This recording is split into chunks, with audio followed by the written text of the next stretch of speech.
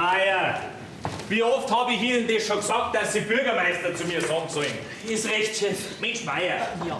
Da, schauen Sie sich das einmal an. Im gesamten Landkreis steigen die Besucher- und Gästezahlen weiter an. Ein Erfolg der kontinuierlichen und vorbildlichen Werbung und Außendarstellung. Abgeschlagen jedoch auf dem letzten Platz liegt die Gemeinde Kleinmichelbach, wo die Übernachtungszahlen seit Jahren stagnieren. Stagnieren, Meier! Stagnieren? Ja, stagnieren! Sagen Sie mal, ich frage mich bloß, wieso ich Sie auf diesen Fortbildungskurs geschickt habe. Der fortschrittliche Fremdenverkehrsamtsleiter. Ja, das habe ich mich auch schon gefragt. Ja, wegen einem guten Essen nicht. Und wegen den hübschen Damen auch nicht, gell? Aha, nicht. Damit Sie wieder frischen Schwung in die Bude bringen, Meier. Na ja, ich weiß, wir sind eine kleine Gemeinde und Sie sind die einzige Fremdenverkehrsfachkraft hier. Und trotzdem müssen wir mehr tun, damit wir nicht ewig das Schlusslicht im Landkreis sind. Ja, Sagen Sie mal, was haben Sie denn damals überhaupt gelernt, hä? Gelernt? Auf dem Fortbildungskurs? Ja, freilich. Na ja, Chef, das ist gar nicht so einfach. Ja, haben Sie nichts über Druckerzeugnisse gelernt? Ja, freilich. Prospekte, Flyer, Werbebroschüren, klar, Chef. So allgemein, aber konkret? Ja, und wie schaut's mit dem Internet aus? Das Gleiche. Alles allgemein, aber nichts im Detail. Mensch, ich werd wahnsinnig. Und für was habe ich das ganze Geld ausgegeben? Dass Sie sich erholen können, oder? Sen's, wenigstens erholt habe ich mich. Von der Arbeit.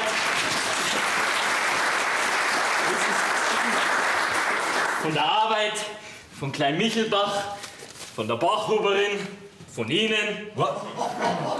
Sagen Sie mir, Meier, haben Sie damals überhaupt nichts mitnehmen können? Doch, die Handynummer von der süßen blonden Chef. Die Handynummer? Ja, und ein Handtuch aus dem Hotel.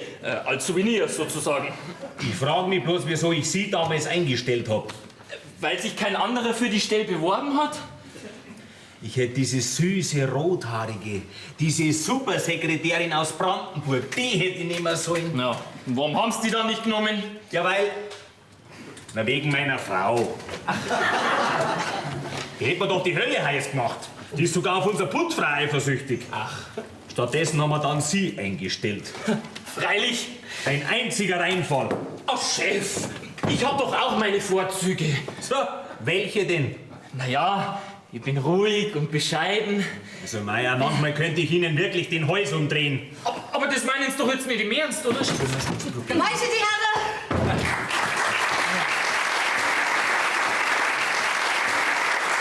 Guten Morgen, Muller. Guten Morgen, Bachhuberin. Frau Bachhuber, wenn ich bitte darf, Herr Meier. Bitten dürfen's, aber mir ist es zu lang. Oh, dann sagen Sie halt Ulla zu mir.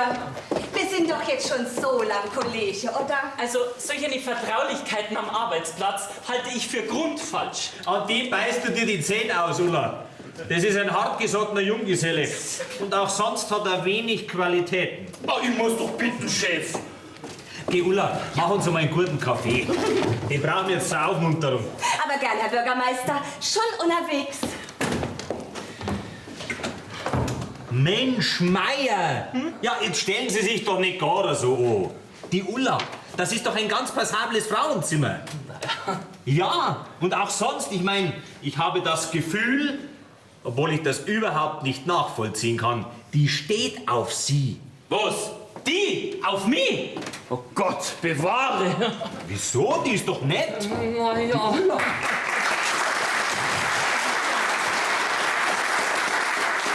Natürlich. Die Herren, die sitzen aber wieder beim gemütlichen Vormittagsplausch, anstatt dass die Gemeinde voranbringen. Irmelein, grüß dich. Jetzt nenn mich nicht immer Irmelein und schon gar nicht vor fremde Leid.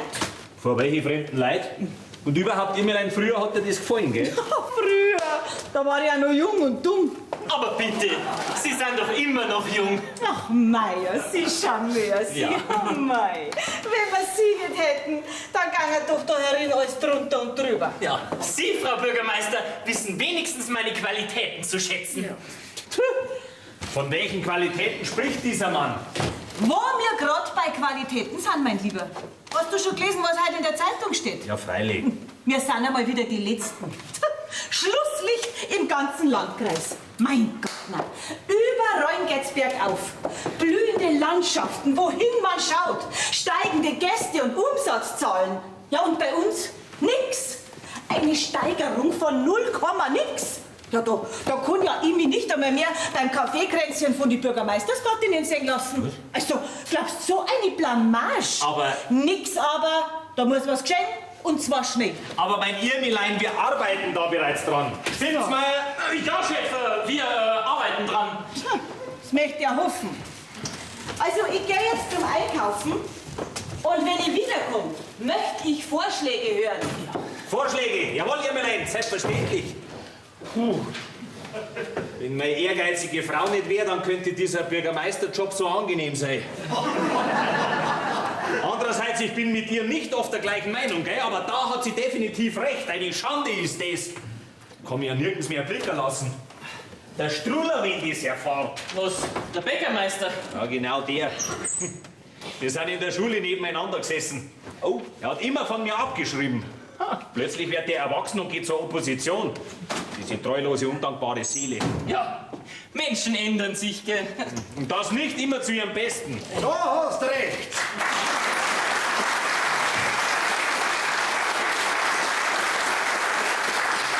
In unserer Gemeinde steht's wirklich nicht zum Besten. Immer vom Teufel redet. Na, der Herr Oppositionsführer. Guten Morgen, Herr Strudel. Struller. Guten Morgen, nennt ihr das. Ja, habt's denn ihr noch keine Zeitung gelesen, ha? Was ist denn schon wieder? Schlusslicht sind wir im Landkreis, schon wieder einmal. Eine Schande ist das. Eine riesengroße Schande, sag ich. Au. Aber du hast ja noch nie was zustande gebracht. Sogar der Schule hat er immer von mir abgeschrieben. Aha, das habe ich aber vorher anders gehört. Und jetzt als Bürgermeister bringst du auch nichts zustande. Du, jetzt tust du mal langsam, gell? Unternimm endlich einmal was in Sachen Fremdenverkehrs- und Wirtschaftsbelebung. Jetzt reg dich nicht so künstlich auf, wir sind bereits dran, gell? Der Meier, der hat jetzt einen Fremdenverkehrsamtsleiterkurs gemacht. Da wird sich jetzt einiges tun. Was? Der? Ja, genau der. Im Meier steckt Potenzial, mein Lieber. Wir werden einiges bewegen. Er soll erst einmal sich selbst bewegen. Aber du kennst ja das mit dem Beamten-Mikado. Na? Wer sich zuerst bewegt, der hat verloren. Also Unverschämtheit. Ich bin doch kein Beamter. Aber es wäre ein schöner aus Ihnen geworden. Aber wart's noch. Wenn ich erst der neue Bürgermeister von Kleinmichelbach bin, dann wird der Herr Ritter wieder ein anderer Wind. Was, Sie? Du, dass ich nicht lach. Wart's noch, die Opposition ist stark im Aufwind. Ja, oder glaubst du, den anderen im Ort gefällt es, dass wir alle die Letzten sind im Landkreis? Dass alle über uns lachen, dass man nirgendwo mehr hingehen kann und sagen kann, dass man aus Kleinmichelbach kommt, ohne dass man ausgelacht wird. Du übertreibst doch. Ich untertreibe höchstens rückläufige Einwohnerzahlen, Betriebe, die dicht machen oder abwandern, rückläufige Geburtenzahlen, weniger Fremdenverkehr. Und drum muss was geschehen da. So, und was? Ja, ich schlage vor, du triffst gleich freiwillig zurück und machst den Weg frei für den Neuwahl.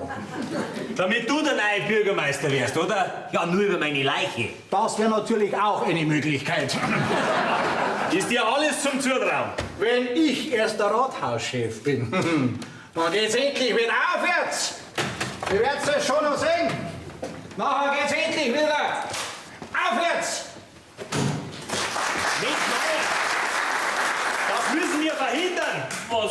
Dass es mit der Gemeinde aufwärts geht? Schmarrn, dass der Struller Bürgermeister wird. Ach so. Da hilft nur eins, wir müssen die Ärmel hochkrempeln, Meier. Jetzt gibt's aber erst ein schönes Tässchen Kaffee, Herr Bürgermeister. Bitte schön, Ihr Kaffee. Dankeschön, Ulla. Du bist ein Schatz. Ich sag's ja, die Perle vom Rathaus. Ja, und wo ist meiner? In der Küche. Also, Der Kaffee, der bringt mir jetzt wieder in Schwung. Das tut mir. Dabei bräuchte man einfach nur eine gute Idee. Eine gute, einfache Idee. ja, freilich, die bräuchte man. Aber woher nehmen und nicht stehlen? Hä? Mensch, Meier, das ist es. Ja, freilich, wenn uns selber nichts einfällt, dann müssen wir uns was klauen. Ja, wir müssen schauen, was die anderen Gemeinden, die erfolgreicher sind als wir, anders machen. Ja, und dann nehmen wir uns das Beste raus und setzen es bei uns um. Mensch, Meier. Ja. Ich habe es gewusst. In Ihnen steckt ein Genie. Ja, ich habe ja nie an Ihnen gezweifelt. All die Jahre über habe ich es gewusst, Meier, dass tief in Ihnen, ganz tief in Ihnen drinnen etwas Großes schlummert. Sie beschämen mich, Chef. Nein, Meier, nur keine falsche Bescheidenheit. Na gut, jetzt müssen wir nur noch die Augen offen halten, dann wird schon irgendetwas auf uns zukommen, was uns den Durchbruch bringt, nicht? Genau, Augen auf und Finger lang machen. Servus, Schatz. Hallo, Fräulein Franziska. Na, mein geliebtes Töchterlein, was verschafft uns die Ehre? Lass mich raten, es ist wieder einmal Ebbe. Ebbe, Naja, Ebbe im Geldbeutel, meine ich. was du wieder von mir denkst, Papi? Ich denk, dass ich richtig denk. Also, wie viel brauchst du? Ach, Papa, du bist so gut zu mir. Ja. Reichen 50 Euro. 100 Euro waren auch nicht schlecht. Nur keine falsche Bescheidenheit, gell? Wir haben's ja. Naja, Kasse. Was aus da? Ich will euch ja gar nicht länger von der Arbeit abhalten. Recht so, mein Kind. Wir haben nämlich heute noch Großes vor, stimmt's, Meier? Ja, wirklich Großes. Mit unserer Gemeinde geht's nur noch steil bergauf. So ist es. Jetzt bin ich aber neugierig. Wir werden lange Finger machen. Herein! Grüß Gott. Grüß Gott. Bin ich da richtig beim Bürgermeister? Ja, um was geht's? Ja, es geht um das Gemeindegrundstück am Tinninger Weiher. Um das alte, verwilderte Grundstück. Ja. Ich würde das Grundstück gern pachten. Was? Pachten? Ja, ich bräuchte für meine Schafe. Ah, Sie haben Schafe. Also bis jetzt ist es eine kleine Herde. 10 Mutterschafe. Aber es ist ein Anfang. Einen Schafhammel brauchen Sie nicht. Da wüsste ich einen. Also,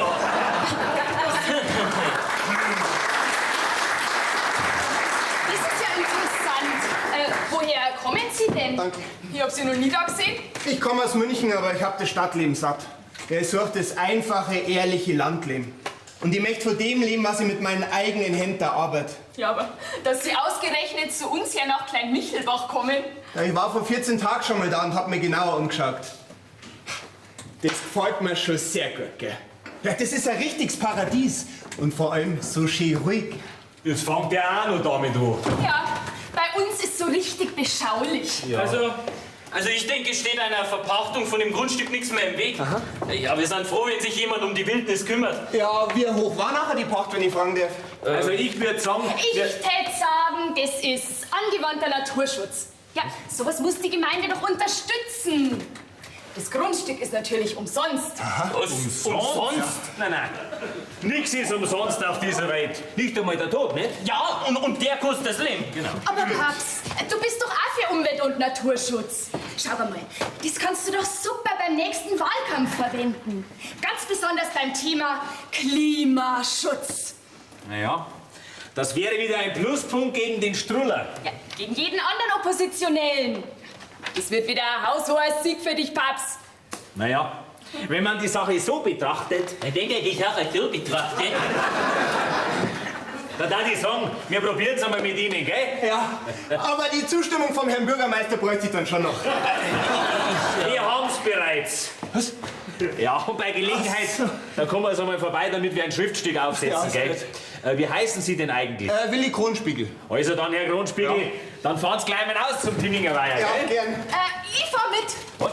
Und Sie sind wirklich ein Aussteiger? Zumindest versuch ich's. Ja, und was haben Sie vorher gemacht? Ich habe Philosophie studiert. Philosophie. Ja, das klingt ja höchst interessant. Ja, nein. Philosophie.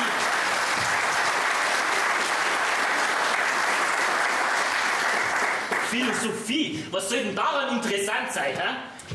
Meier, das, was meine Tochter da gerade wegen der Werbung gesagt hat, Was? das ist gar nicht so dumm. Naja, wir müssen im Bereich Öffentlichkeitsarbeit einfach mehr machen. Naja, das ist so eine Sache zum Beispiel, wie sie dieser Kronspiegel plant. Die müssen wir als großes Naturschutzprojekt bekannt machen, verstehen Sie? Tue Gutes und rede darüber. Das wäre doch einen Artikel im Kleinmichelbacher Tagblatt wert. So schaut's aus. Lassen Sie auf, Meier. Schreib Ihnen hier die Telefonnummer von der Carola Unstedt auf. Wem? Naja, von dieser wahnsinnigen Reporterin da. Die soll da gleich mal eine Reportage drüber schreiben. Und vielleicht weiß die auch eine Möglichkeit, wie wir noch bekannter werden können, gell? Noch bekannter. Diesen Bäcker und möchtegern Bürgermeister, dem werden wir es zeigen, gell, mein Lieber? Ja. Eine gute Idee, Chef.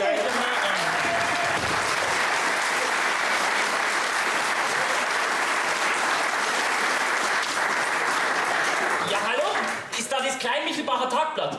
Ja, die Frau Unstedt bräuchte ich einmal. Unsteht. So ein Saubleder Name. Ach, Sie sind dran. Jetzt hören Sie mal auf. Na, nicht Sie, Frau Unstedt. Na, hier ist Meier vom Rathaus.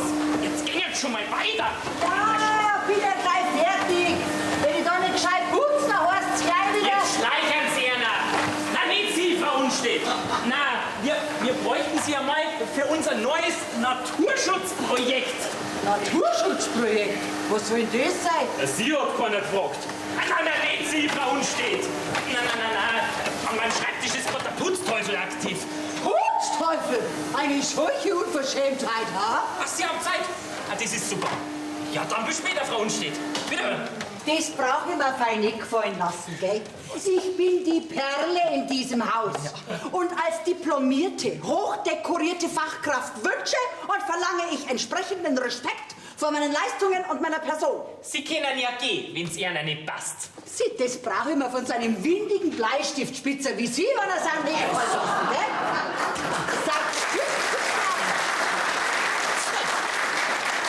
Seit 40 Jahren putze ich jetzt da in dem Rathaus, gell? Immer zur vollsten Zufriedenheit.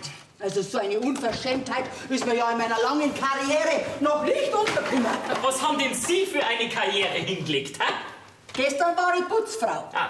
Heute bin ich Raumpflegerin. Und morgen... Ja, eine wirklich steile Karriere, würde ich sagen. Ja, weil Sie doch schon eine steilere Karriere hingelegt haben, hä? Ich hab's immerhin bis zur rechten Hand vom Bürgermeister und Fremdenverkehrsamtsleiter gebracht. Fremdenverkehrsamt. Haben wir sowas überhaupt? Und wer putzt dann da, hä? Du jetzt nicht mehr, Crescentia. Du hast das Land nur Unordnung gemacht. Jetzt darfst du wieder gehen. Aber ich bin ja noch gar nicht fertig mit Putzen. Oh doch, du bist fertig. Oh Gott, ist schon recht. Ich gehe. Aber ich werde mir überlegen, ob ich unter diesen Umständen wiederkomme. Es ist so ein...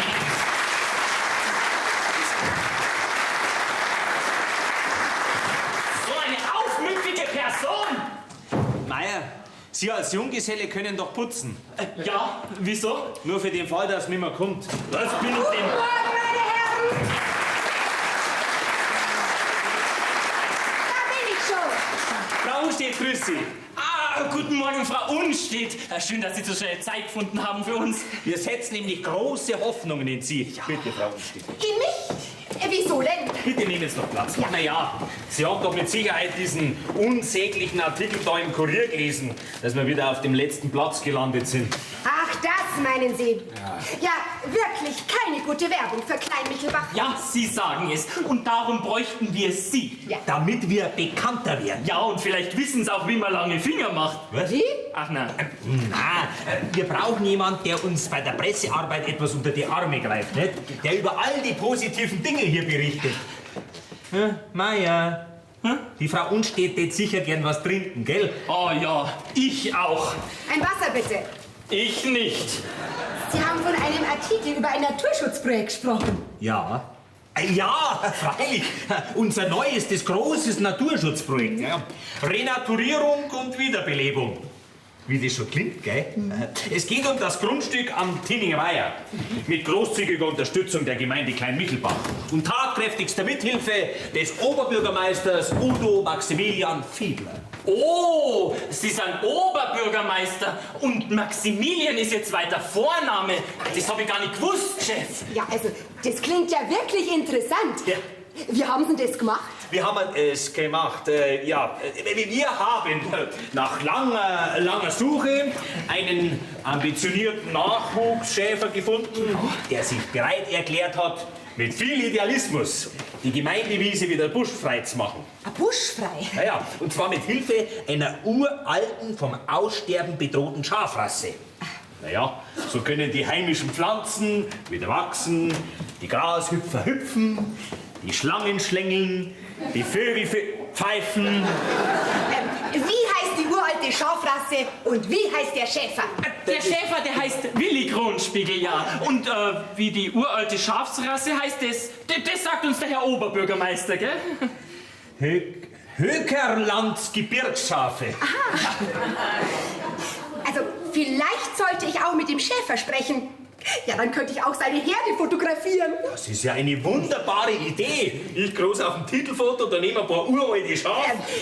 Ich recherchiere erst einmal im Internet über diese sagenhaften altbayerischen Hökerlandgebirgsschafe.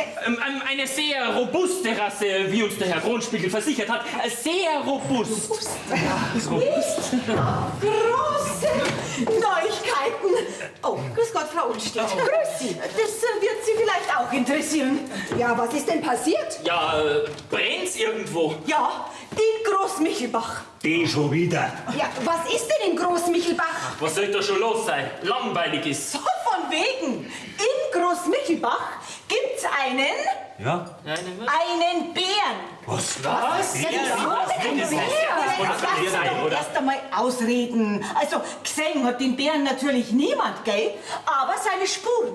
Wo? Ja, im Wald, oberhalb von Großmichelbach. Mein, die Aufregung, die muss ja doch riesengroß sein. Ja, das Fernsehen soll auch schon informiert sein. Was?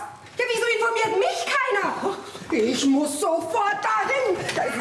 Halten Sie mal! Warten Sie mal! Bleiben Sie doch da, Frau Unstedt! Was wird denn aus unserem...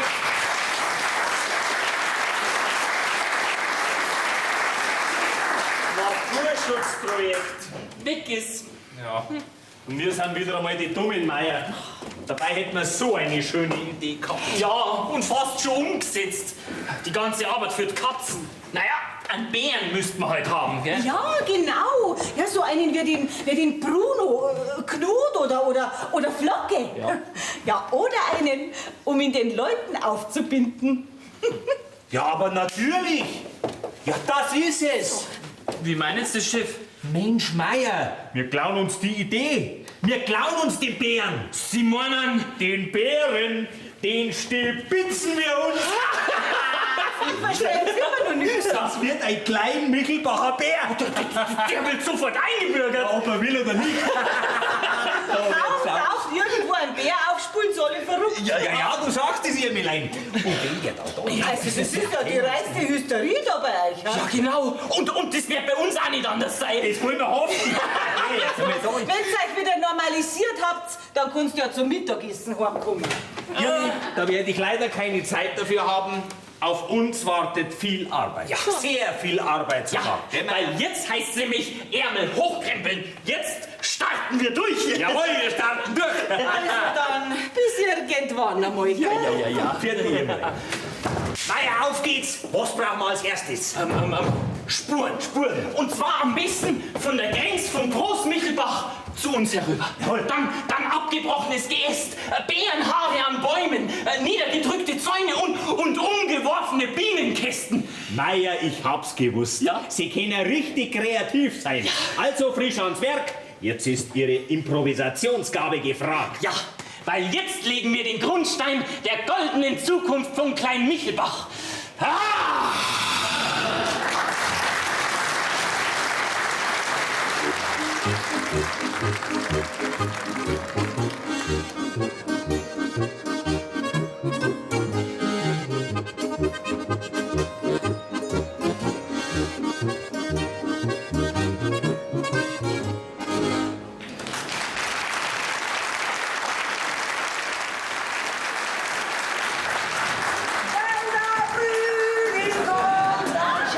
Moin, Crescentia. Guten Morgen. Bist du schon wieder fleißig, ha? Ja, einer muss ja bei uns arbeiten, gell? Ja. Die zwei Herren schlafen anscheinend noch. Also wenn da was zum Sagen hätte. Ja und? Was tätst denn dann? Aufräumen da in dem Laden, aber richtig. Das tust du doch eh schon, oder? Stimmt. Da habe ich eigentlich noch gar nicht so richtig drüber nachgedacht, gell? Du, also das war ja gestern ganz komisch. Beide Herren, der ganze Nachmittag unterwegs und keiner erreichbar. Ich sag ja alle, die haben sich einen schönen Nachmittag gemacht und wir dürfen schuften. Einer muss ja dahin die Stellung halten. Und wenn nicht die Männer, dann wenigstens mir Frauen. Auf uns ist eben verlassen. Wir sind halt doch die Krönung der Schöpfung.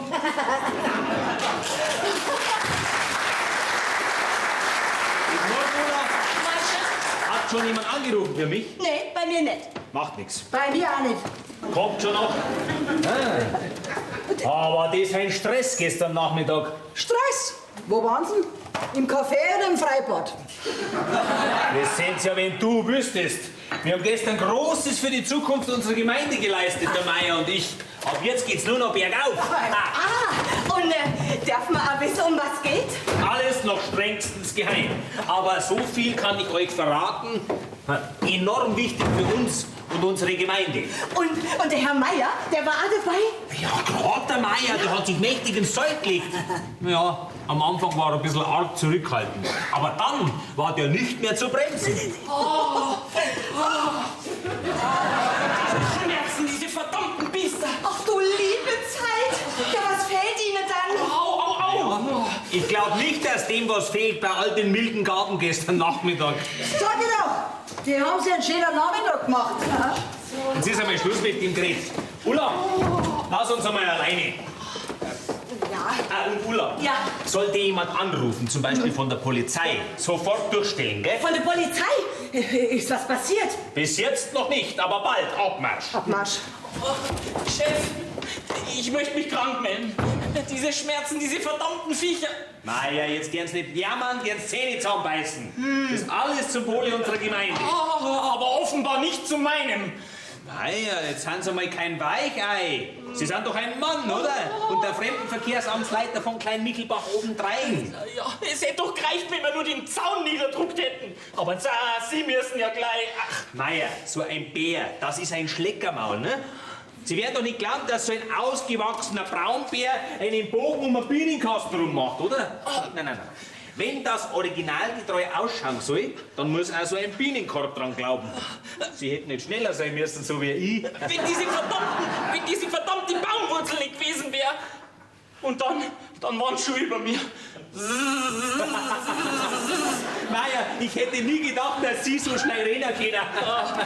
Sie waren aber auch nicht gerade langsam, wie ich nachher auf Sie zugerannt bin. Es ist jetzt egal, kleine Opfer müssen gebracht werden. Meier, jetzt müssen wir nur noch auf die Reaktionen warten. Ja. Und dann kommt die Presse, Radio, Fernsehen. Wir werden weltberühmt. Dann werden die Touristen und die Gelder strömen, Meier. Ja, Ihr Wort in Gottes Ohr. Aber ich glaube noch nicht so ganz an die Sache. Ja, ein bisschen mehr Optimismus, wenn ich bitten darf. Ulla, Ja, Herr Bürgermeister? denn überhaupt noch niemand angerufen? Nee, niemand. Ach doch, der Herr Stroller hat auch gerufen. Er hat irgendwas vom Bienenkasten erzählt und er will später, wenn er in der Backstube fertig ist, dann will er vorbeikommen. Meier, merken Sie was? Oh, ja, leider, Chef. Sehr schön, Ulla, danke. Und nicht vergessen, sollte jemand anrufen. Geb ich Ihnen sofort Bescheid. Ganz genau. Ich möchte bloß wissen, woher der Struller das schon wieder weiß. Naja, das ist jetzt egal, jetzt dauert es nicht mehr lang, dann ist bei uns die Hölle los, Meier. Ja, ja. Hallo, Herr Meier. Servus, Babs. Guten Morgen. Hallo, Fräulein Franziska. Liebes Töchterlein, ich habe jetzt gerade überhaupt keine Zeit für dich, gell? Ich muss nämlich im Gegensatz zu dir was arbeiten. Aber Babs, gibt's was Wichtigeres als deine Tochter? Nein, du bist natürlich das Wichtigste für mich neben deiner Mutter, gell? Aber ich habe auch Verpflichtungen als Bürgermeister. Und drum sind wir da, weil wir dich als Bürgermeister brauchen. Genau so, ja gut, dann habe ich ein offenes Ohr. Paps, du kennst doch die alte Almhütten oberhalb vom Tinninger Weiher. In die will der Willi. Welcher Willi? Ich? Sie? Ja, So. also ich würde es gern pachten. Ich darf die Hütten aber auch herrichten und renovieren. Eigentlich gar keine so schlechte Idee. Ich sag's ja, wo ein Willi ist, ist auch ein Weg, gell? Also abgemacht. Der Willi, also der Herr Kronspiegel, Ja. bringt die Hütten in Schuss und darf dafür mietfrei drin wohnen.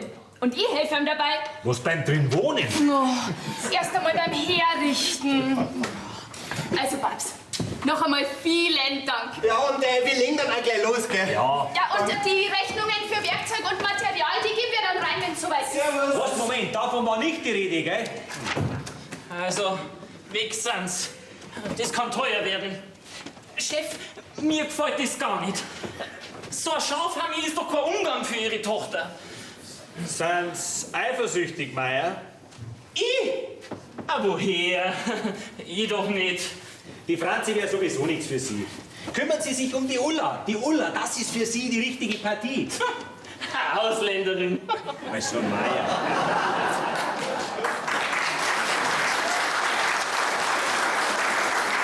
Langsam werde ich nervös. Das muss doch irgendjemand melden, dass hier bei uns ein Bär sein Unwesen treibt. Ich verstehe das Ganze nicht.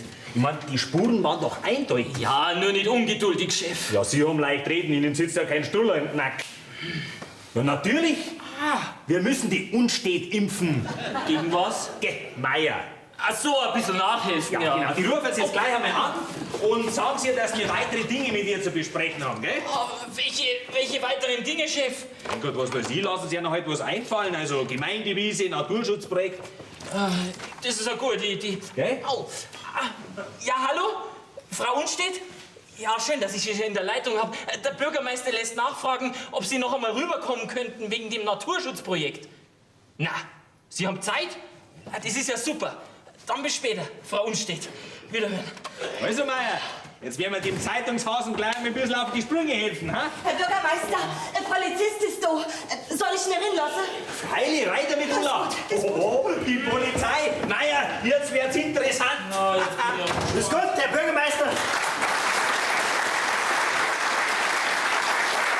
Ja, Götz, was gibt's? Bei uns ist eine Anzeige eingegangen. Na. Ja, wegen Vandalismus. Ein eingedrückter Zaun und umgeworfene Bienenkästen. Von wem? Vom Bäckermeister Struller. Sie, jetzt wissen wir nicht, sollen wir der Sache nachgehen? Ja, freilich müssen es der Sache nachgehen. Na ja, wir haben uns halt gedacht, ob's eh gerade ein dummer Jungenstreich war. Na, das können Sie nicht machen, Götz. Sie müssen der Sache auf den Grund gehen. Der Wachtmeister. Obermeister, gell? Ja, ja, also, Herr Polizeipräsident, ich verlasse mich ganz auf Sie. Gell? Jawohl. Götz, halt bleiben. Informieren Sie aber gleich die Presse. Hier bei uns treibt nämlich ein Bär sein Unwesen. Ja, der reißt vielleicht Bürger und bedroht Schafe. Was weiß ich. Ja, also, auf geht's, Götz, auf geht's. Jawohl, wenn ich verlasse mich Verfolgung auf habe. Sie. Ja gut, Herr Bürgermeister. Was gibt's Neues? Was gibt's Neues? Ja, das wollten wir eigentlich von Ihnen erfahren. Von mir? Ja, was es zum Beispiel Neues vom Großmichelbacher Bären gibt. Nichts. Nichts? Wieso nichts? Ja, es gibt keinen Bären in Großmichelbach. Gibt's nicht? Sind Sie sicher? Der Förster hat die Spuren untersucht. Es war nur eine Horde wild gewordener Wildschweine. Bloß Wildschweine. Kein Bär. Nein, das hätte mich auch gewundert. Wo soll denn hier ein Bär herkommen? Also, das wäre ja die Sensation schlechthin. Was gehört man ja? Das wäre die Sensation schlechthin. Aber eigentlich bin ich wegen des Artikels über das Naturschutzprojekt gekommen. Wir wollten noch Fotos machen, Herr Bürgermeister. Ja, von Ihnen und den Hökerland Gebirgsschaf. Ja, muss das jetzt sein? Könnte es nicht vielleicht der Meier? Ja, aber Herr Bürgermeister, Sie müssen doch auf das Foto. Also Sie, umgeben von den vielen süßen Schafen am Tinninger Weiher. Ach, das gibt ein super Bild. Ja, und eine brennend interessante Reportage. Ja, Sie werden schon sehen. Hm? Naja, also gut, Sie haben schon recht. Bei der Gelegenheit kann ich mir gleich die Almhütte anschauen, die der Grundspiegel herrichten will. So. Meier, Ja. bitte, Frau Unstedt. Sie halten hier die Stellung, gell? Meier, sollte es eine bärige Neuigkeit geben, dann rufen Sie mir auf dem Handy an. Gell? Ja, ist recht, Chef. Ist recht.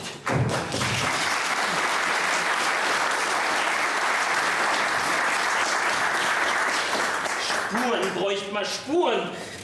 Wenn der Förster oder sonst irgendein Heini da genauer nachschaut. Wenn wir nur wüssten, wie so Bärenspuren ausschauen. Das müssten so richtig echt wirkende Fußtritte am Boden sein. Ja, freilich, da muss man doch irgendwo nachschlagen können. Frau Bachhuber? Frau Bachhuber? Mensch, Ulla! Ja, Hans. Ach, Ulla. Nein, ich meine Frau Bachhuber. Ach, wenn du schon mal angefangen hast, Hans, dann können wir doch auch beim Du bleiben. Also in Zukunft bin ich die Ulla. Ich bin der Hans. Also Hans, womit kann ich dir dienen? Ach so, ja, nein, ich bräuchte ein Buch, wo man Fußspuren nachschlagen kann. Also, welche Tiere welche Fußspuren hinterlassen und so. Ach, also ich würde in die Bibliothek gehen. Ja, logisch. Au, wir haben ja Bibliothek im Rathaus. Ich bin gleich wieder da. Wenn irgendjemand nachfragt, Ach, au. Servus, Hans. Das hätte ich auch nicht gedacht, dass wir zwei uns noch einmal duzen würden. Na, Allah. Vielleicht wird ja noch was aus uns, Herr Meier. Das war ja klar. Meier. Niemand da. Naja, mal schauen, ob wenigstens die Ulla im Büro ist. Na klar, wieder keiner da. Schön langsam, glaube ich selber, dass ich die Einzige bin, die da arbeitet. Na, was ist jetzt? Ich soll jetzt vielleicht Telefondienst auch noch machen? Bürgermeisteramt Klein-Michelbach, Vertretung Apparat Meier, grüß Gott, was kann ich für Sie tun? Ach, Sie sind's, Bürgermeister. Nein, gell, ich bin doch nicht der Meier. Ich bin's, die Crescentia. Was ich da tue? Ja, putzen. Oder meinen Sie vielleicht, dass ich da Däumchen drehe, wie so manch anderer? Wo ja nichts gesagt haben, gell? Ich meine bloß. Ha? Ob schon jemand angerufen hat wegen einem Bären? Sagen Sie mal, haben Sie was getrunken? Sie lallen ja. Ha? Schafsgeblöcke. Ja, zum Suffen war ich auch schon mal. Und das sind wir da früher.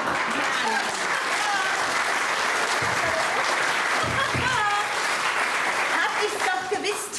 Ich hab doch jemand telefonieren hören. Wer hat denn angerufen? Angerufen hat niemand. Der Bürgermeister hat angerufen, ob jemand angerufen hat.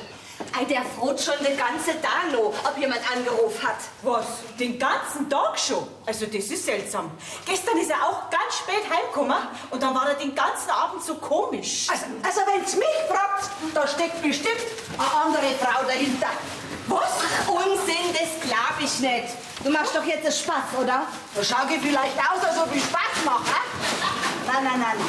Bei meinem Egon hat ich ganz genau so angefangen, gell? Zuerst die heimliche Telefoniererei und dann war er fort, von heute auf morgen. Tja, meinst du mir, dass ich da zum Putzen geht hat, wenn ich einen Mann hätte, den ich zum Arbeiten schicken kann? Ha? Aber du kannst doch nicht von dir auf andere schließen, oder? Nein, ich hab's ja schon lang geahnt. Er hat eine andere. Also ich darf mir gleich einen guten Anwalt suchen. Also, Crescentia, manchmal bist du wirklich ein bisschen zu direkt. Das kann man doch nicht so einfach sagen. Warum? Die Wahrheit darf man doch sagen. Und das nach all den Jahren. Ich hab immer zu ihm gehalten. Ich war immer eine treue Ehefrau. Selber schuld. Und jetzt sowas. Na, also ich fass das nicht. Mei.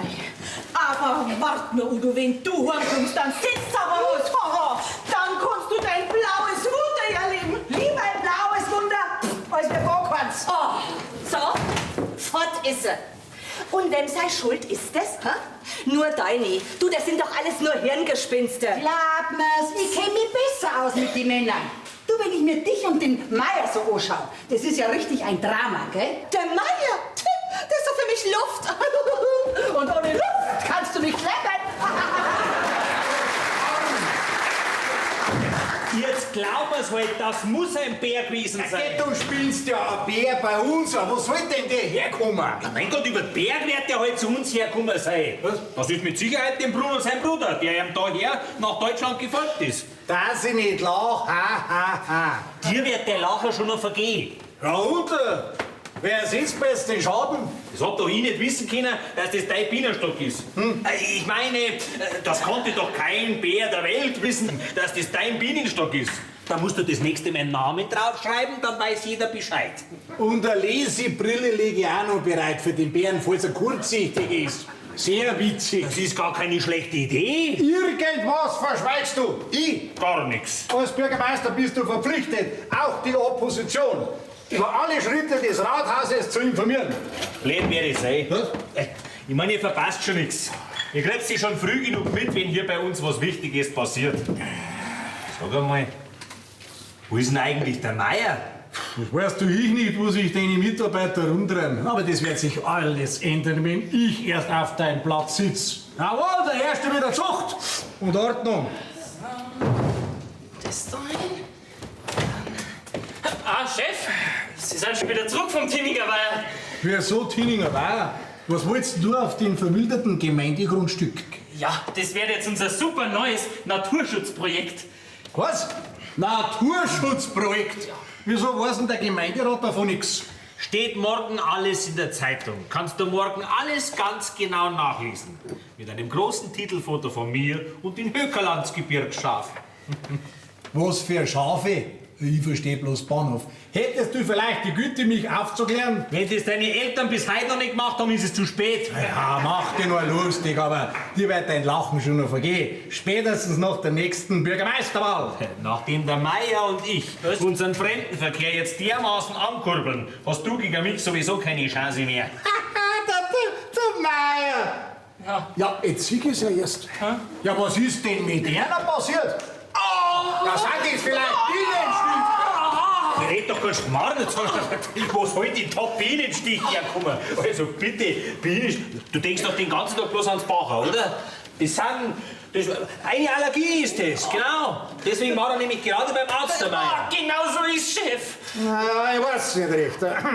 Ich muss jetzt wieder in meinen Backstube, aber ab jetzt werde ich euch zwei ganz genau auf die Finger schauen. Jawohl! Ganz genau! Schau du lieber auf deine eigenen Finger, damit du die Brezen nicht verkehrt rumdrehst, gell? Meier, der wird uns jetzt die Hölle heiß machen. Haben Sie das gewusst, dass das dem Struller sein Bienenkasten war, den Sie umgeschmissen haben? Was dem seine Bienen waren, das? Kein Wunder, dass die so aggressiv waren. Bei dem Imker. Sagen Sie mal, Meier, wo waren Sie eigentlich gerade wirklich? Ich war noch einmal im Wald. Wo? Beim Bienenkasten. Sagen wir, sind Sie wahnsinnig, wenn Sie jemand gesehen hat? Nein, ich habe aufpasst. Aber ich habe mir gedacht, wenn jetzt da ein Fachmann hinkommt und da genauer nachschaut und keine Fußspuren von Bären findet, nachher wird es da schon ein Wollen bisschen... Sie damit sagen, dass Sie Bärenfußspuren gemacht haben? Woher wissen denn Sie, wie so Bärenfußtritte ausschauen, hä? Ich habe mir ein Tierlexikon ausgeliehen. Wunderbar. Ja, raffiniert, Meier. Sie sind ja wirklich ein Genie. Ja, und was macht man jetzt? Jetzt brauchen wir jemanden Zuverlässigen, der das Gerücht bei uns verbreitet, dass hier ein Bär aufgetaucht ist. Crescentia. Wenn die das mitkriegt mit dem Bären. Ja, dann war's das heute Abend ganz klein Michelbach. Morgen ganz Bayern, übermorgen ganz Deutschland. Und übermorgen die ganze Welt, Meier. Meier, das wird Ihr Meierstück. Meisterstück, wollte ich sagen. Da schauen Sie her, Meier. Sie gehen rüber in die Bibliothek und schlagen gleich mal die Seite mit dem Braunbären auf. Und ich schicke die Crescentia rüber, dass sie dort putzt. Und ich tu so, als ob alles streng geheim ist. Genau. Und keiner erfahren darf, dass bei uns so ein wildes Tier umeinander läuft. Und dann gehe ich aus der Bibliothek raus und lass das Tierlexikon mit der Bärenseite offen liegen. Ha! Genau, Meier, so machen Sie es. Rüber? Ja, grüß Herrn Bürgermeister Fiedler hier. Ja, nein, hören Sie mal zu. Wenn Sie die Crescentia sehen, schicken Sie es rüber zur Bibliothek, die sollte da gescheit putzen, gell? Ende und over. Gut, dann gehe ich jetzt Mittagessen. Mein Weibelein wird schon warten. Ulla, Ja, Herr Bürgermeister. ich mache jetzt Mittag. Ist recht, Herr Bürgermeister. Ach, übrigens, es hat keiner mehr angerufen. Weder von der Polizei noch sonst jemand aufgerechtes. Macht nichts, Ulla. Wir verfolgen jetzt eine andere Strategie. Aha. Na, der wird sich auch ganz schön wundern, wenn er jetzt heimkommt. Ich glaube, das wird keine so angenehme Begrüßung werden. Ulla! Mein Gott, oh Gott. Ulla! Was dann? Ist der Bürgermeister nicht da? Nee, der ist gerade zum Mittagessen heim. Mein Gott, Ulla! Ich bin ja so aufgeregt. Was dann? Hast du das schon gehört? Wegen den Bären. Den Bären von Groß Misselbach, der sich dann als Horde wild gewordener Wildschweine entpuppt hat. Nein, von dem Bären von Klein Michelbach, der da draußen im Wald Zäune niederdrückt und ein ganzes Volk ausgelöscht hat. Was? Bienenvolk. Wer erzählt denn dir sowas? Der Meier. Ach Quatsch, der hat doch dir bloße Beere aufgebunden. Na, er hat's mir doch gar nicht direkt gesagt. Pass auf, ich hab in der Bibliothek putzt. Auf einmal kommt der Meier ganz aufgeregt rein und sucht nach einem Buch. Komisch. Von mir wollte er schon wissen, wo man sich ein Tierlexikon ausleihen kann. Genau, ein Tierlexikon hat der gesucht. Und dann hat er immer was vor sich hingeredet, von wegen streng geheim und von einem großen, gefährlichen Tier, das über die Alpen zu uns daherkommt. Und dann ist er ganz aufgeregt wieder verschwunden. Hat das Buch aber offen liegen lassen. Und was glaubst du, was für Seiten der aufgeschlagen hat? Die Seiten mit dem Braunbär? Genau, Miss Schulla. Bei uns ist im Wald ein riesengroßer, gefährlicher Bär. Nee. Mein Gott, wenn jetzt der zu uns daherkommt, ha? Nee. Gut, ich muss sofort alle im Ort warnen. Und dann Jetzt übertreibt doch nicht.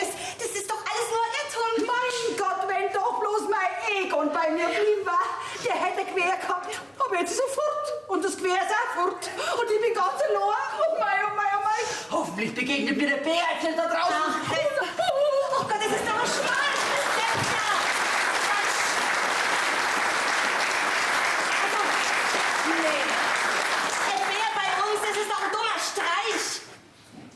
Na wart, Herr Meier.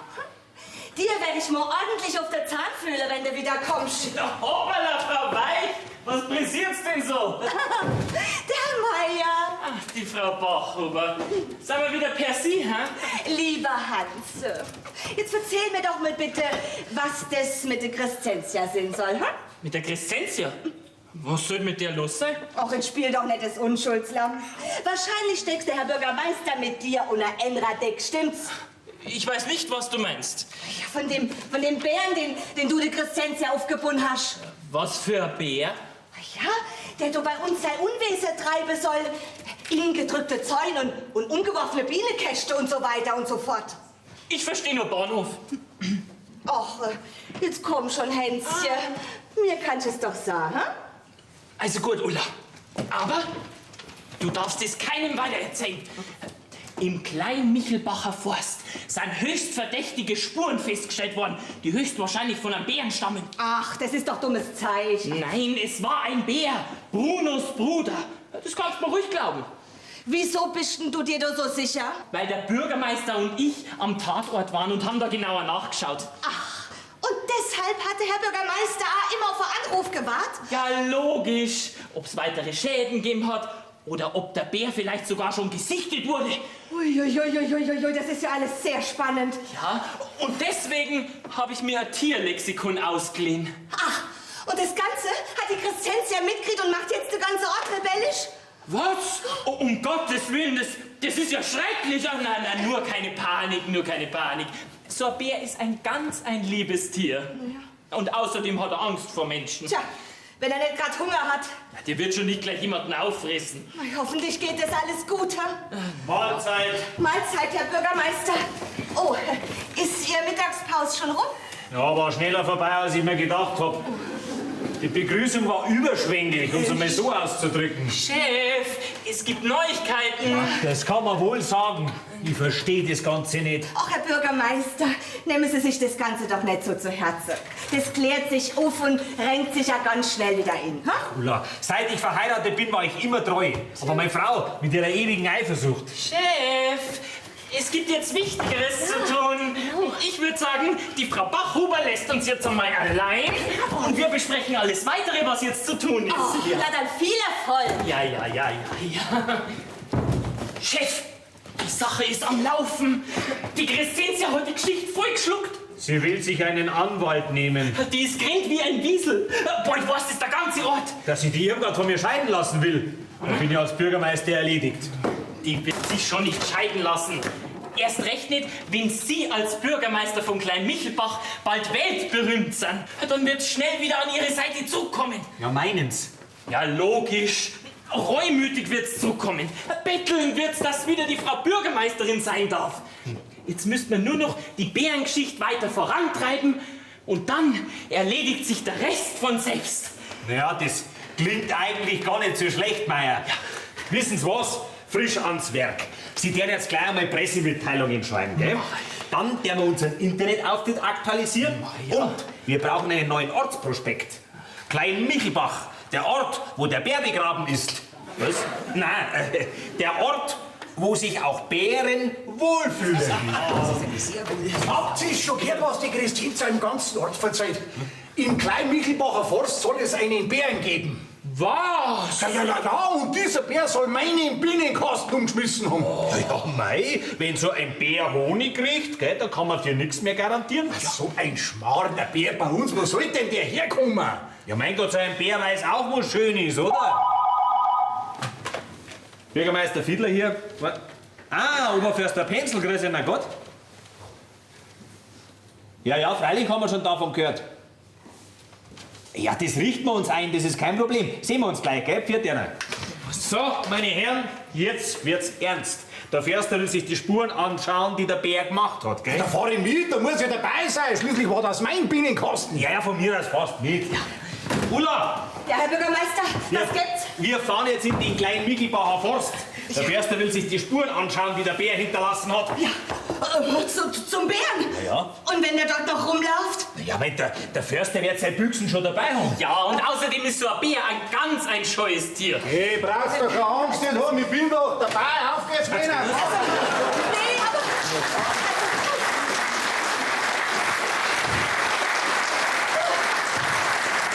Also, ich weiß nicht, was ich von der ganzen Sache halten soll. Ein Bär bei uns? Ich glaub's nicht. Mann, das ist ja Wahnsinn! Ein Bär bei uns! Das ist total romantisch, finde ich. Ja, und ich gehe auch davon aus, dass dein Vater den Bären schützt, so gut wie es geht. Ja, und auch die Jäger überzeugt. Ob er das macht? Ja, entweder bin ich für Naturschutz und dazu gehört nun mal auch der Bärenschutz, oder ich bin dagegen. Da ist was dran. Willi, ich werde auf dich aufpassen wie ein Schäferhund. Wo ist er? Wo hat er sich versteckt? Dieser Feigling. Na, von wem redest denn du? Vom Bären? Von deinem Vater, diesem hinterhältigen Schuft.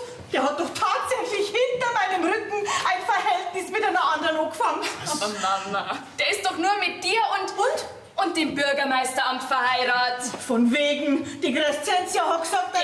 Auf der ihr geschwätzt hat überhaupt nichts gegeben. Okay, du hast doch gar keine Ahnung.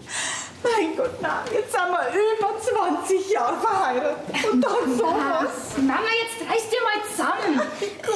Du musst mit dem Papa reden. Ja, vielleicht ist ja alles bloß ein Missverständnis. Hm? Aber gell, ich wollte doch mit ihm reden, heute Mittag. Ja, da ist der einfach aufgestanden und weggegangen. Oh, nein. Ja, Irmgard, was ist denn mit dir? Hm? Sie weint wegen dem Papa. Wegen dem Bürgermeister? Lohnt sich das überhaupt? Oh, Entschuldigung. Ach, jetzt kommen alle mit in mein Büro und dann können wir in Ruhe über alles reden. hm? Oh, Irmgard. Ich hab mir Ritter zusammenreißen müssen, dass ich nicht laut loslache da draußen. Der Struller und der Förster, wie so am Boden umeinander gekrochen sind. Hat nur noch gefällt, dass die Lupe rausgezogen hätten. Meier, das haben Sie sehr, sehr gut gemacht. Also so täuschend echte Fußtritte von einem Bären.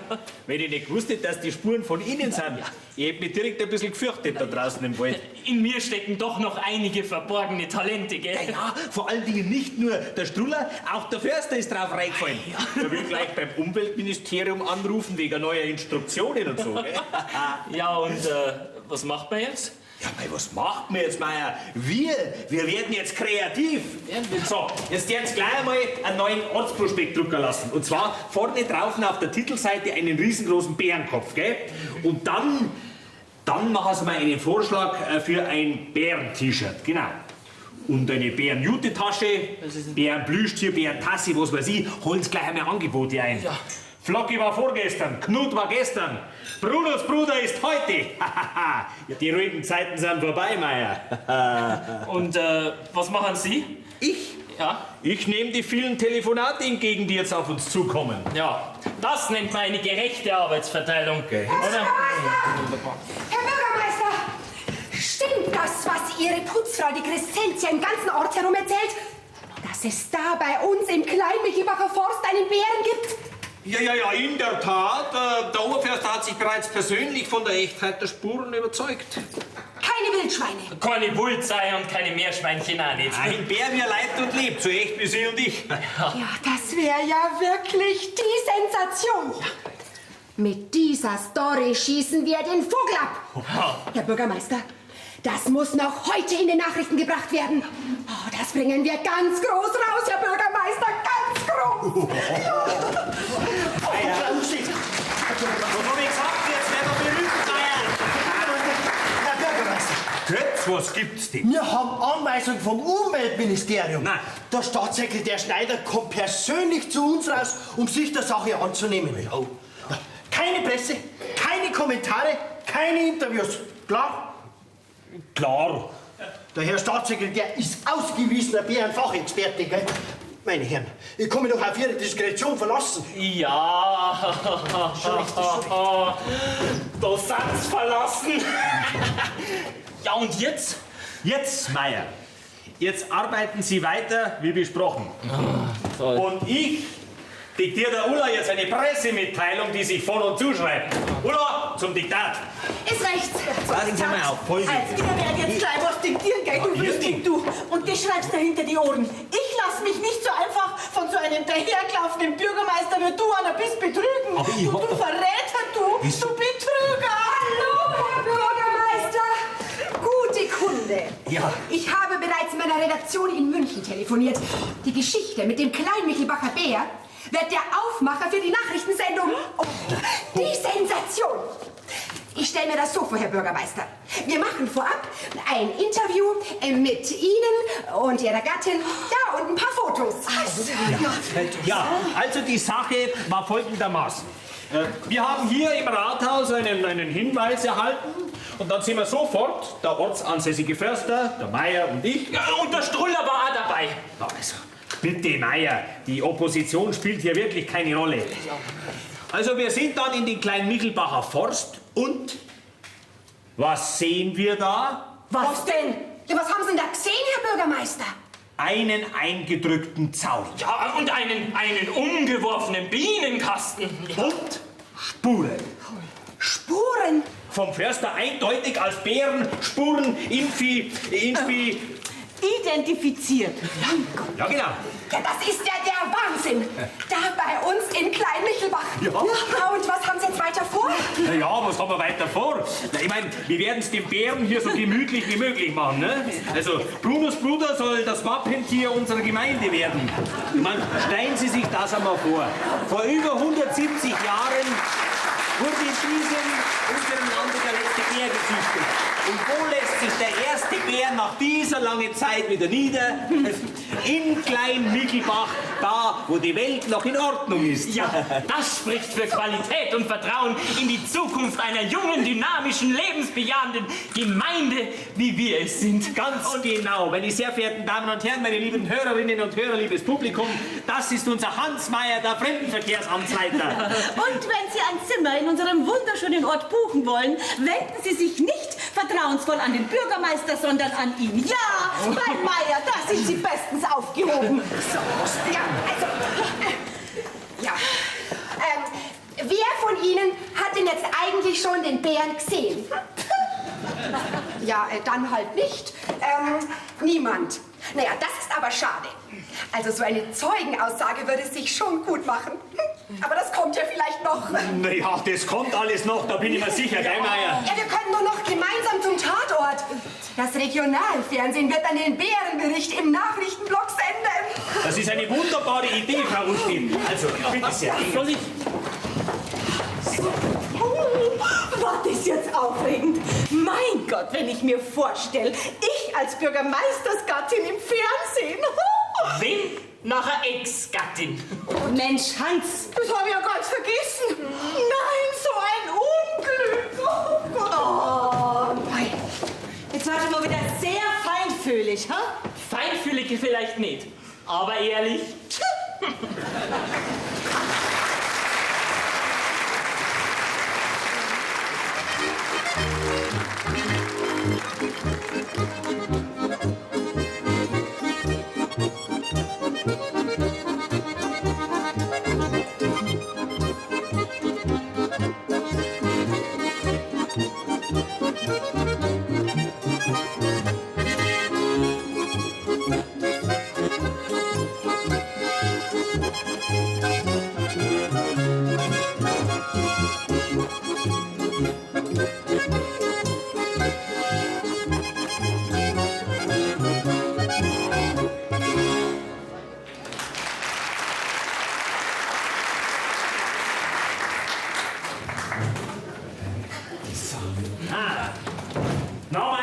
Haben Sie gestern Abend die Nachrichten gesehen? Ja. War ich nicht super? War ich nicht professionell?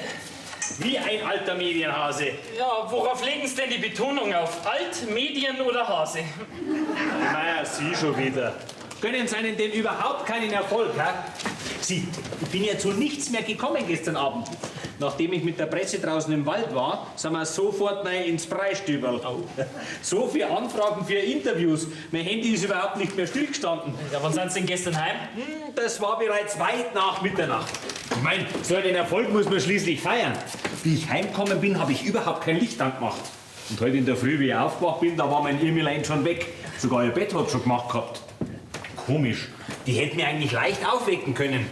Sonst haut's mir auch aus, die Federn. Ja, sind sicher, dass du überhaupt daheim war. Also bitte, Meier, wo soll's denn sonst gewesen sein? Das weiß doch ich nicht. Das ist jetzt wurscht. Jetzt gibt's was Wichtigeres als launische Ehefrauen, ne?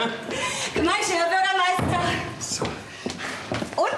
Wie war's denn gestern noch? Ein Erfolg auf der ganzen Linie, Ulla. Da könnte ich mich direkt dran gewöhnen. Oh, dann kommt ja noch einiges auf uns zu, ha? Ja, davon gehen wir aus. Stimmt's, Meier? Schon möglich, Chef. Ach, Herr Bürgermeister, wie geht's denn Ihrer Frau? Jetzt fängst du auch noch damit an. Ja, wie soll es denn der gehen? Wenn Sie's nicht wissen, ich weiß es auch nicht. Kaffee gefällig? Gern. Ja. Aber immer doch. Ja, gut, dann mach ich schnelle Frischer, gell? Meier, ich hab mir gedacht, Sie verstehen sich jetzt so gut mit der Ulla. Die. Naja, das ist jetzt auch besser so. Wir können jetzt keine Probleme mit Frauen brauchen. Die Gemeinde fordert jetzt unsere ganze Kraft, Meier. Grüß Gott!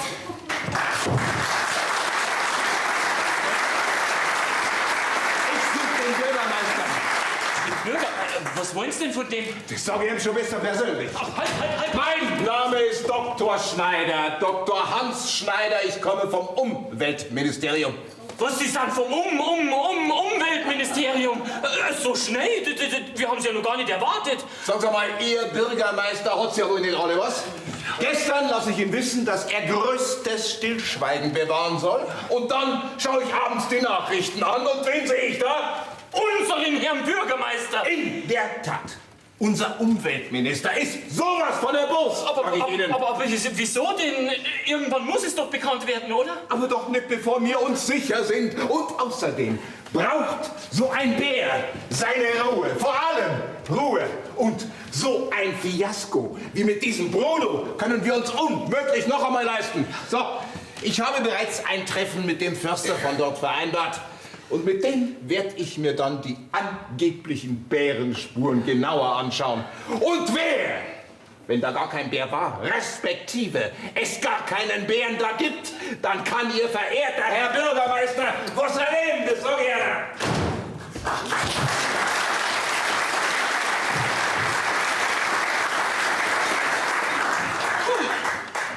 Also ich hätte sagen, der Mann war ganz schön erregt. Ja, das kann man wohl sagen. Das war knapp.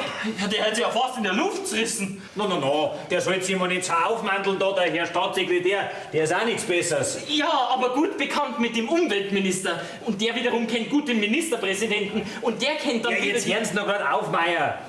Mich kennt jetzt schließlich auch die ganze Welt nach meinem großartigen Fernsehauftritt gestern Abend. Ja, wirklich großartig.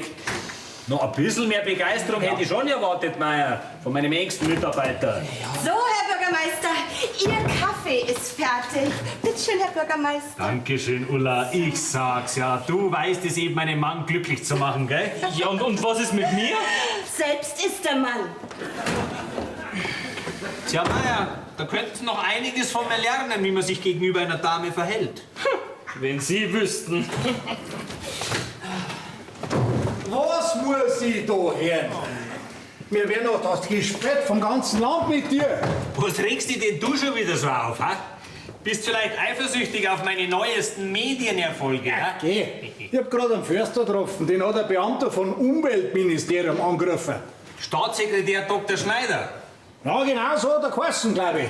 Auf jeden Fall ist es höchst unwahrscheinlich, dass ausgerechnet bei uns ein Bär auftaucht. Was? Du warst doch gestern selber mit dabei, wie wir uns die Verwüstungen im Klein-Michelbacher Forst angeschaut haben. Das kann auch ein Elefant, ein Rhinoceros oder sonst irgendwas gewesen sein. Ich bin kein Bärenexperte. Wir sollen da beurteilen, ob das tatsächlich ein Bär war. Ja, und die echten Bärenfußtritte, die hast du wohl ganz vergessen, ha? Wenn ich mich mit Bären nicht auskenne, nachher mit seinen Fußtritte, was so ein Viech macht, erst recht nicht. Na, also. Und wenn ich nichts weiß, dann rede ich bloß, oder? Rutsch mir da am Bugel runter. Aber das eine sage ich dir. Wenn das kein Bär war, dann gnade dir Gott. So schnell ist kein Bürgermeister aus seinem Amt gejagt worden. Reg die ab, alter Dortpatzer! Ich hab wenigstens was Anständiges gelernt, aber du, wenn du nicht die Tochter vom vorigen Bürgermeister geheiratest, dann wärst du jetzt ein gar nix. Da wärst du jetzt wahrscheinlich bloß ein Vorzimmer, Sessel, Putzer.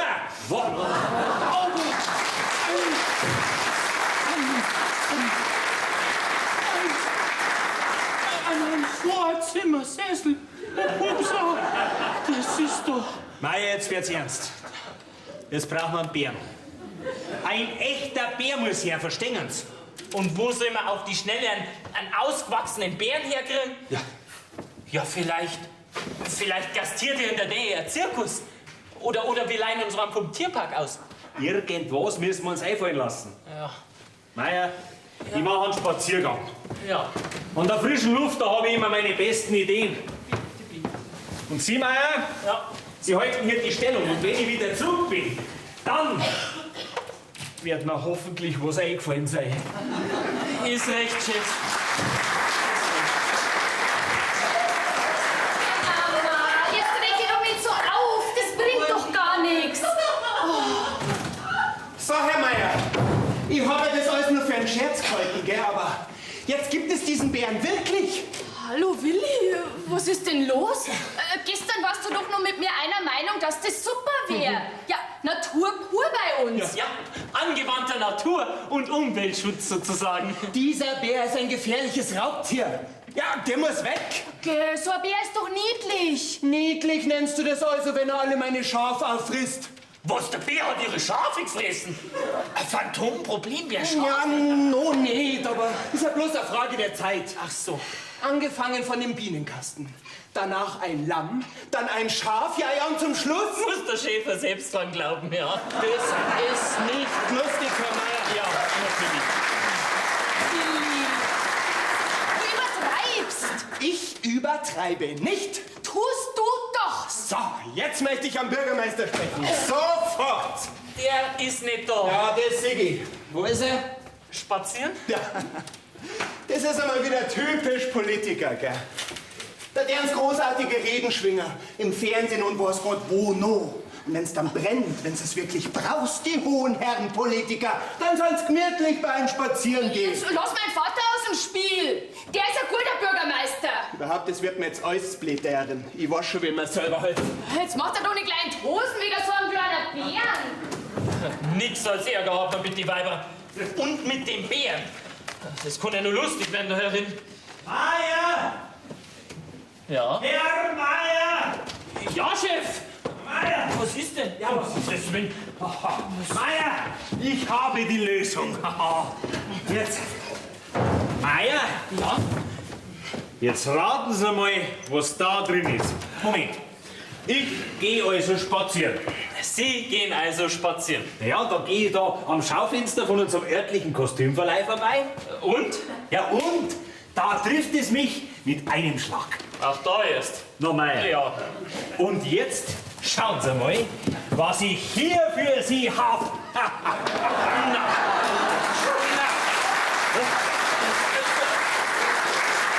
Was sagen Sie jetzt?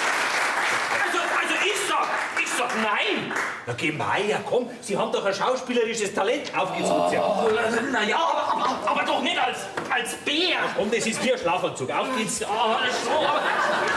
Meier, Sie sind doch unser Fremdenverkehrsamtsleiter. Ja, aber ich hab doch schon gesagt, nein und nochmals nein. Und damit möchte ich es eigentlich auch belassen. Meier, soll ich vielleicht die Ulla zur Fremdenverkehrsamtsleiterin machen? Was, die? Niemals, Chef. Also, habe ich doch gewusst, dass ich mich auf Sie verlassen kann. Stadthalten, so. Muss denn das sein, Chef? Leider, Meier, leider. Unser Amt verlangt eben Opfer, mitunter auch große. So, da haben wir schon.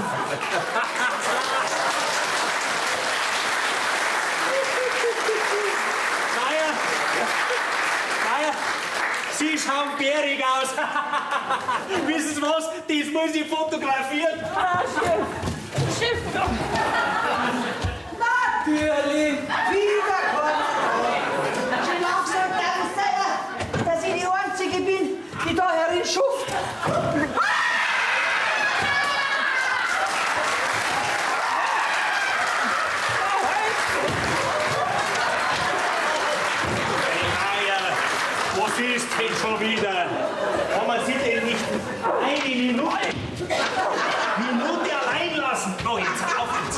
So.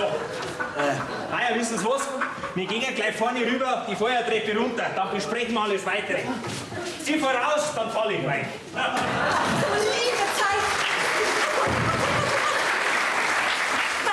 Was waren das alle Wallfahrtschepperer? Oh, natürlich, die Crescentia war's mal wieder. Glaubst du wohl nicht? Morgen. Mäusche. Wissen Sie, wo der Bürgermeister ist? Nee, das weiß ich leider auch nicht. Sind Sie der Beamte vom Umweltministerium? Ich bin Dr. Hans Schneider, Staatssekretär. Haben Sie was gefunden, Herr Schneider? Doktor! Oh, wenn ich diesen Bürgermeister erwische.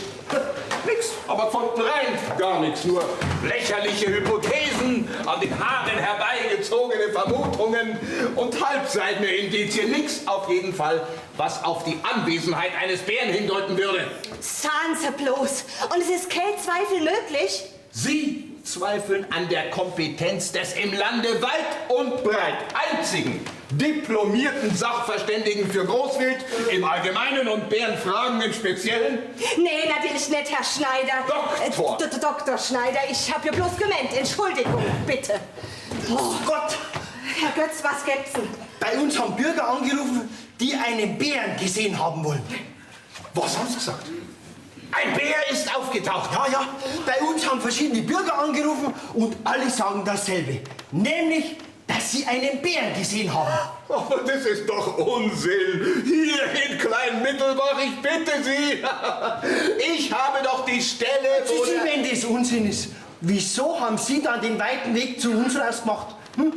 Ich muss der Sache auf den Grund gehen. Kennen wir es mit? Also, jawohl, der Sache auf den Grund. Ja, ganz genau. Ja, tun Sie das. Ach Gott, das wird ja alleweil immer verrückter.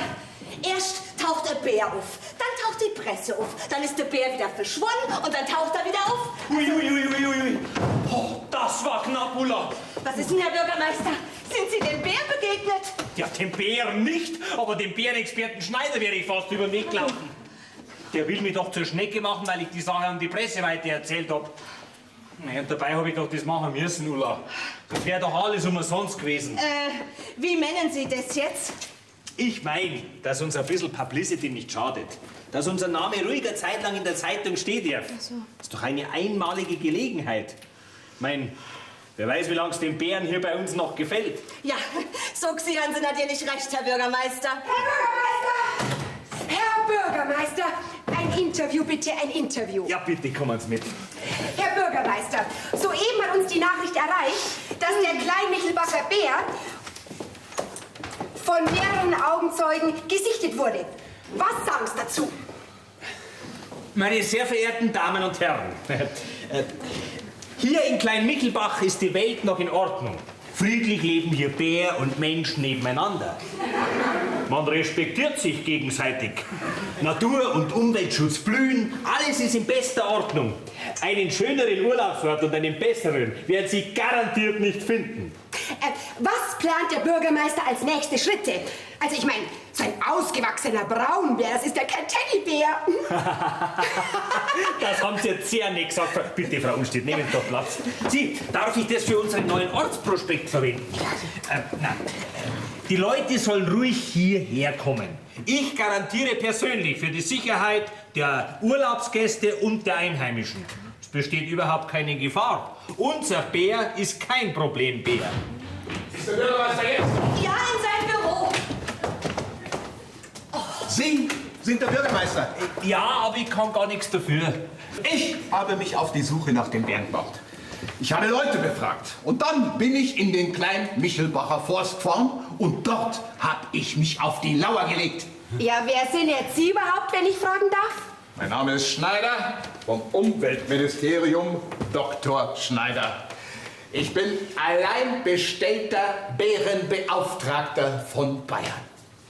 Herr Schneider. Doktor und Staatssekretär, wenn ich bitten darf. Ja, Herr Dr. Staatssekretär, Sie haben also den Bären aufgelauert. Ja. Ich habe mich, wie bereits gesagt, im Klein-Michelbacher Forst versteckt, hinter einem Holzstoß. Und dann hab ich gewartet.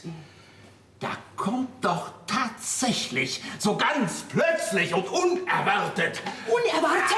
ein riesiger, großer Braunbär daher, ein bisschen wackelig auf den Beinen, missgelaunt vor sich hin murmelnd. Der Meier.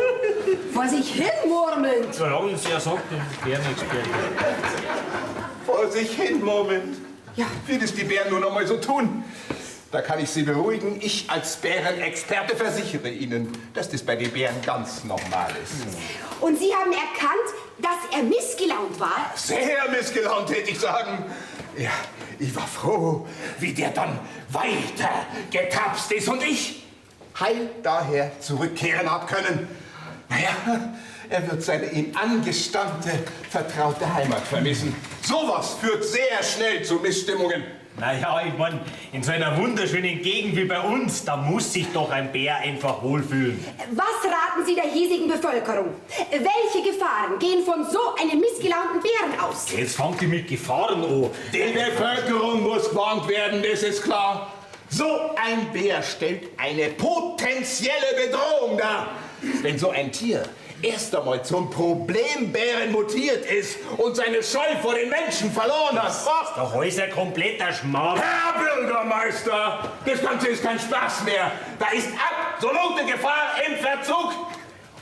Ich muss sofort mit dem Umweltminister Rücksprache halten, wie wir weiter vorgehen müssen. Betäuben und einfangen. Na, wird sich zeigen. Es wäre aber eine Möglichkeit. Zuerst werden wir eine Pressekonferenz einberufen. Das ist eine hervorragende Idee, eine Pressekonferenz. Aber garantiert ohne Sie, Herr Bürgermeister. Sie haben da schon genug angerichtet. Wahnsinn! Wahnsinn! Ich sehe schon die Schlagzeile über meinen Bericht in der morgigen Ausgabe des Kleinmichelbacher Tagblatts. Die Bestie von Kleinmichelbach. Wer ist das erste Opfer? Einfach grandios, die Story!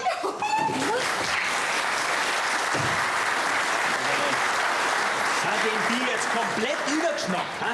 Wegen so einem kleinen, harmlosen Bären, da rennt sie dir auf, als wäre ein Dinosaurier unterwegs. Und dieser Umweltfuzzi, dieser Schneider, wie sie die aufführt. Ja, das müssen Sie verstehen, Herr Bürgermeister. Die Leute, die haben Angst.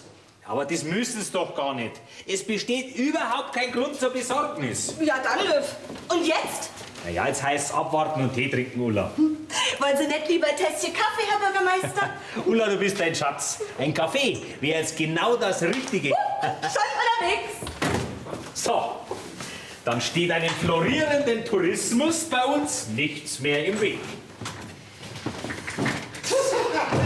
Das ist ja wieder einmal typisch. Ganz klein Michelbach steht kopfig dem verrückten Bären und der Bürgermeister sitzt seelenruhig da. Du schon wieder. Ja, ich schon wieder. Aber das wird sich alles ändern, wenn ich erst auf den Stuhl sitze. Denn offenbar bist du dieser Krisensituation nicht gewachsen. Was? Jawohl, da draußen, da läuft eine wilde Bestie rum und sucht nach fetter Beute. Ja, da brauchst du keine Angst haben, weil du bist ja im Stör. Ja, mach dich nur lustig, aber so stark wie du da sitzt, ist ja das unterlassene Hilfeleistung. Na, sowas wie du, das muss doch einfach abgesetzt werden. Und wenn du nicht freiwillig einen fähigeren Platz machst... Sag einmal, was wird denn das jetzt da? Eine kleine Palastrevolution, oder was?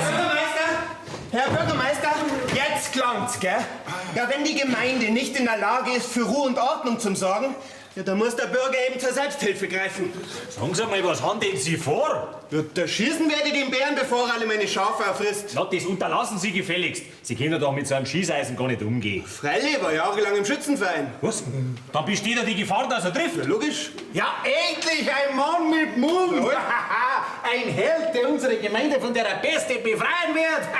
Erwarten Sie, kommen mit einer mit! Ja, da haben wir welche Schrotflinten. Sehr klar, das ist doch alles ein kompletter Schmarrn. Gell, das ist halt kein Spaß mehr. Richtig, das ist blutiger Ernst. Jetzt geht's diesem Vieh an den Kragen. Der Gauner soll sich woanders rumtreiben. Also los, Kamerad, auf zur Bärenjagd! Ja, hörst doch auf, jetzt bleibst doch da. Jetzt hörst doch auf mit dem Schmarrn. Ihr sollt da bleiben. Herr Bürgermeister, was ist dann? Warum plärren Sie dann so? Die zwei Wahnsinnigen, der Strüller und der Kronspiegel, die gingen auf Bärenjagd mit Gewehren. Mit Meere auf Bärenjagd? Mit Gewehren, bum bum. Ach so. Der Kronspiegel, der war jahrelang im Schützenverein. Ja, und der Struller war sogar letztes Jahr Schütze-König. Um Gottes Willen, die ist auch noch. Bleibst da! Naja, vielleicht ist Dieses Jahr sorgen Sie das Beste, Herr Bürgermeister. Für dich. Sag mal, Ulla, bist du noch ganz bei Trost? Mein Gott, was mach ich bloß? Was mach ich bloß? Der gute Meier war immer so eine treue Seele. Und jetzt muss der arme Kerl so enden. Moment einmal. Wieso der Hans? Was hat denn der damit zu tun? Der Meier. Ach, der Meier. Was gut, dass der keine Verwandtschaft hat. Man muss wenigstens niemand um ihn trauern. Jetzt rette sie doch endlich. Was hat der Hans mit der Bärenjagd zu tun? Mein Gott, Ulla, das hab doch ich nicht wissen können, dass die da alle so hysterisch reagieren auf so einen kleinen, harmlosen Märchenbären. Naja, der Bär, das war nur eine Erfindung. Der Bär, das ist der Meier. Nein. Die anderen haben quer und wollen nicht... Oh, ich muss ihn warnen. Ich muss wenigstens probieren. Meier, ich komme! Oh Gott! Nein, ich glaub's nicht. Was ist jetzt los? Der Hans ist der Bär und die anderen wollen ihn jetzt erschießen? Oh Nein, so ein Unglück. Jetzt ist alles aus. Du liebe Zeit, ist was mit dem Bär? Mit dem Bär? Na, wieso? Mein Mann schaut mich überhaupt nicht mehr an. Jetzt wollte ich ein letztes klärendes Gespräch, bevor ich für immer von da weggehe. Ja, da rennt mich ja fast über den Haufen draußen auf dem Gang. Sieht mich nicht, grüßt mich nicht, rennt einfach weg. Wahrscheinlich hat seine neue Flamme angerufen. Und jetzt ist ja nichts wichtiger, als dass er zu ihr kommt. Aber nee, der sucht doch deine Bären. Jo, der ist ihm auch wichtiger als seine eigene Frau. Jetzt hör mir mal zu. Der Bär ist der Hans, also der Herr Meier. Dass das alles so enden muss. Oh, ich kann jetzt nicht so da rumstehen und warte, bis sie mein Hänschen erschießen. Ich muss eine Wanne.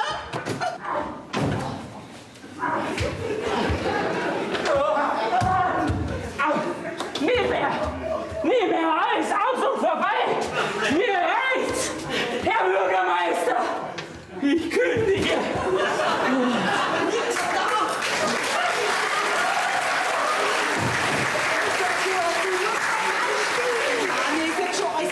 Ich hab genau gesehen, wie der Bär über den Balkon ins Rathaus geflüchtet ist. So? Der lebt ja noch. Nicht aufwecken! Nein! Ich hol die anderen! Was? Nein. Halt! Du bleibst da! Was? Also gut. Von mir aus frisst mit der Bär.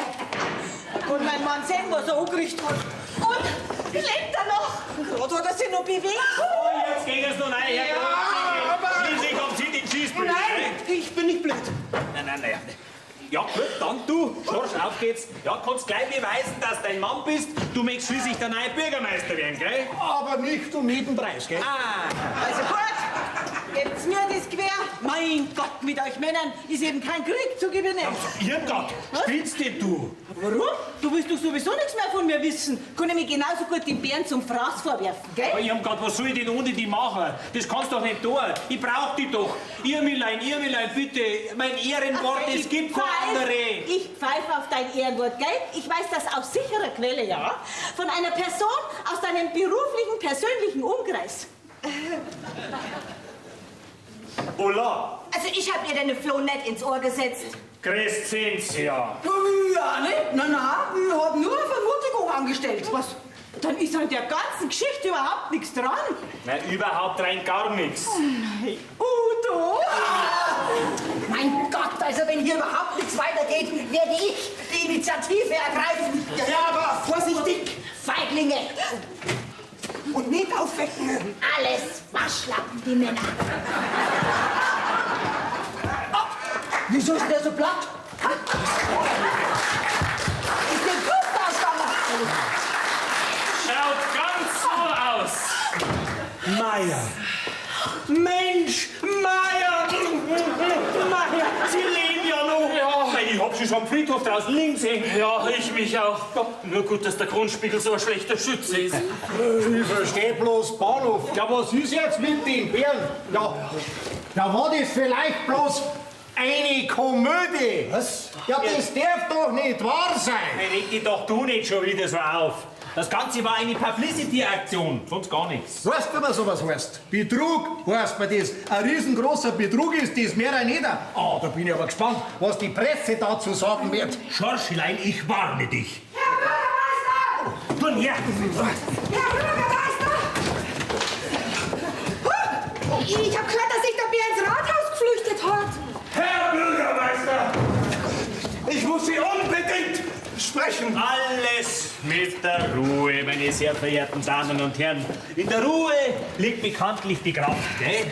Also, der Bär ist weg. Ja, das war eine Fehlinformation mit dem Rathaus. Eine Fehlinformation? Nicht da im Rathaus. Nein, der Bär ist nicht im Rathaus. Der ist zuletzt gesichtet worden im Wald. Und dann im Gebirge. Und dann ist er über die Grenze nach Großmichelbach geflüchtet. Genau.